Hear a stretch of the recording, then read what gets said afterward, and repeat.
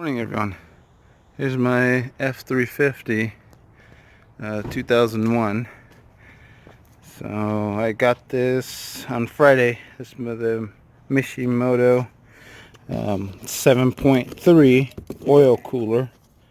So this is the, let's see if I can find the model here for you. That's the model here for the Mishimoto. So this one actually comes with the hoses. Let's see if I can get it out for you here. So I've kind of been in through the packages. So it comes with the big, as you can see, this is the upgraded cooler there. And here are the lines that it comes with for the 7.3. So I did talk to Mishimoto, and they said the cooler is the exact same cooler for the 6.0. But with this kit, you get the pre-molded hoses that are for the 7.3. So I went ahead and just ordered, I think the difference is only, I actually ordered on Amazon. So the difference, I believe, was somewhere around $10 or something like that, if I'm not mistaken. So we're going to go ahead and start with the process. On here, so this is the front of the grill. It's a grill cap. So you have your screws there all across. You remove those. Down here you get yourself your screwdriver between here, and you go ahead and push up one by one, and it releases it, and you're able to take that off. Now on the cover, these are just snapped into place and damaged, but these are just snapped in like that, just holding in place. So you're gonna go ahead and take that off. And on here, I'm gonna go ahead and remove the condenser brackets. So here, remove my hood hinge or hood lock. Previously, I did this because I replaced my AC, all the AC, everything else on there. So I ended up replacing the lines and everything else. So then I got a little Sharpie here, marked it across to bring it back in the same exact location.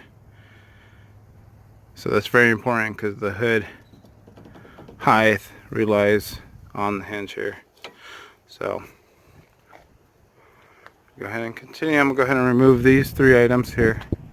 So you can see the oil cooler is sandwiched between, let's see if I can get it, there it is. It's down there. That's the transmission oil cooler. If you look at that little thing in comparison to this, I mean, this is your full size here. And so I pull the Genesis Supreme, I just picked that up. But I'll definitely make another video. I haven't seen any videos on those. This is a 33CR. I'll definitely make a video on that. But let's go ahead and continue. Today's the focus on this oil cooler. So I'm going to go ahead and get started. So you have that screw there. That's for the original trans cooler. You have that one there. So come on this side. You have the other one right there. But you could already see, I mean, that's big. It's good improvement. So on here, the big difference on these hoses, it's not your standard hose. So here's your 1/2 inch, and on the other side is your 3/8. So there's no metal brass fittings. I mean, you could also go that route, but gives it a clean look instead of having that centerpiece on there. And I do have my magnifying filter that I just bought. I'm gonna go ahead and put that in and swap it out at the same time. Okay, so here's the underside here. So you're gonna pull this hose out, which goes to it's the return from the cooler. And here, which is your filter. I replaced that filter, but that's just a quick fix until I got the magnifying in. That is a magnetic filter as well. I got that, I think, at O'Reilly's. I think it's a Ray Bestos, but it said made in China, which I wasn't too comfortable with. The original magnifying is, I believe, made somewhere in Australia or New Zealand, somewhere around there. If I'm not correct on that, make sure you comment that below to give the users the correct information. But they used to be plastic filter, so it went from that to, go ahead and take it out here for you guys, the metal filter. So this is a magnifying. So this is the part number here. I got this off eBay. You could get it from Magnifying themselves, but I think with the shipping and everything ended up costing a lot more through them. So I went through eBay. I think I paid somewhere around $24 or so shipped.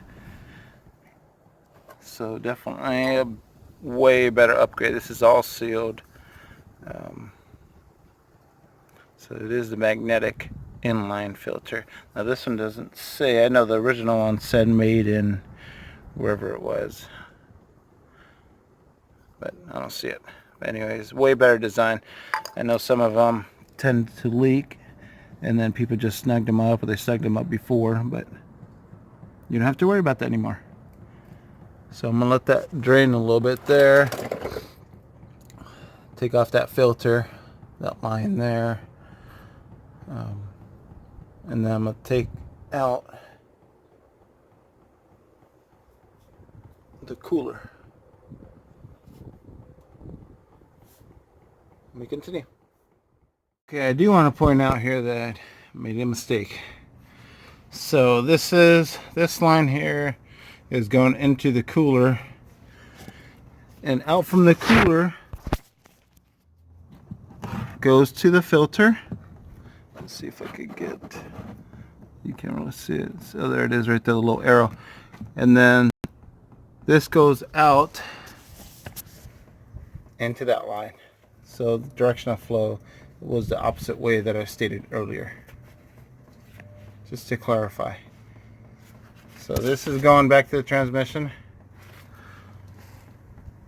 This one's from the transmission, because this line goes to here, goes to the bottom of the radiator, and radiator antifreeze actually cools it, comes here, goes through the dedicated cooler, gets filtered before it goes back into the trans.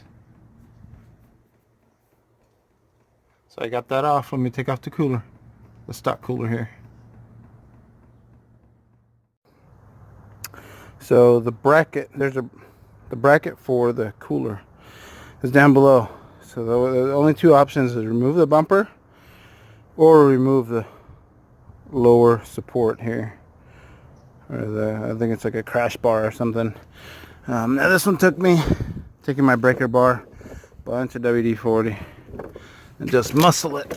So you can see on here, so that was right here with these screws, 3 there, and nuts and bolts, 3 there. Now see my cooler right here, so I need to get to this screw and this screw. Don't remove this one or this one. This is for your power steering. So we're going to remove that. The cooler should come out, and we'll prep the new one, test it out, see how it fits, bolt it in, and reverse the steps. Well, let me go ahead and continue for now. Trans cooler here. Now, I did end up removing the power steering. It was just a lot easier to remove down, and these hoses just have a tab on this side of the frame. You just have to lift the tab on both sides to release these hoses and just wrestle it down, but eventually it'll come out. And I ended up tilting it 90 degrees. That's why I moved this forward, the drain pan, drain more fluid. But let's go ahead and put these two by comparison. So put it on the corner there. So by comparison, There's not really a comparison there. Night and day, to be honest. So I got that out. Let me clean a little bit here and go ahead and start putting in the new one with the lines. I'll go ahead and plumb the lines before I put it in. Make my life easier and go from there. So I got it in. I had to take the lines out. Since my cooler lines are on this side, I was able to just take this off of its base, move it forward, kind of snug it in through this side. Little by little I worked it in and it went in. Now it's on there. Nice and snug. I need to put the bolts over here, put the lines on, tighten the hose clamps, and route the lines. Just wanted to give it a show here. Let me.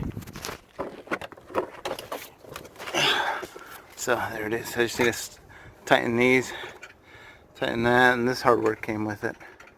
You just use the existing clip that it has on here. But as you can see here and there, really good fit. There's one of the hoses, and there's the other one. On this side, let's see if we can see it there.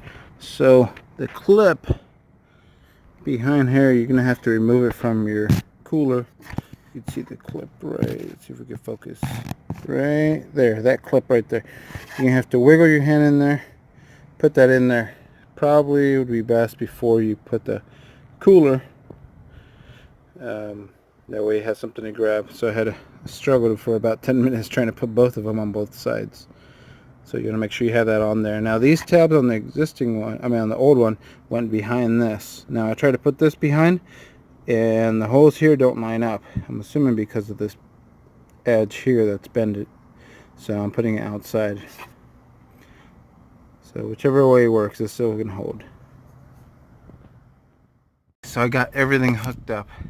Ended up cutting the hose to put my filter here. I used that hose and 2 extra clamps to put there. Put it through the same bracket. I'm not sure. Let's see if we can get in here. So you see that plastic that just holds the line there to the frame. That way it doesn't wiggle around. Here, these are the clamps that they came with. Let's see if I can get a good shot here. I've sort of buttoned it up here, so we have, you see the line right there. So it's coming from the cooler. Let's go into there, and then let's see. Where am I? Right there. There's the other line there. Right there. So that one has that U on there, pre-bend. Comes in through here, and then you go ahead and put it through the gap where the radiator is at, right there. Let's see. It's kind of hard to see, but there it is. So there's a gap there. The line, the existing lines went through. So I'm gonna go ahead and check the fluid. I did have fluid leakage. I'm pretty sure I need to add at least half a gallon or a gallon. I think it's gonna be more of a gallon just because of the size of the cooler. But make sure that the flow, same way, flow that way. Just follow the same arrow. Take pictures if you need to. So let me go ahead and continue. Add the fluid, continue on, check the levels, drive it around, check the level again, and you check the level when it's the engine, I believe when the engine or transmission's warm, unless the indicator on the dipstick says cold. Most of the time, I'd say about 90% of the time, you do check it when the car's warm on a flat level surface for your transmission, and you want your the vehicle on when you do it. Okay, so I just went ahead and turned it on, getting up to operating temperature, just kind of getting it warmed up.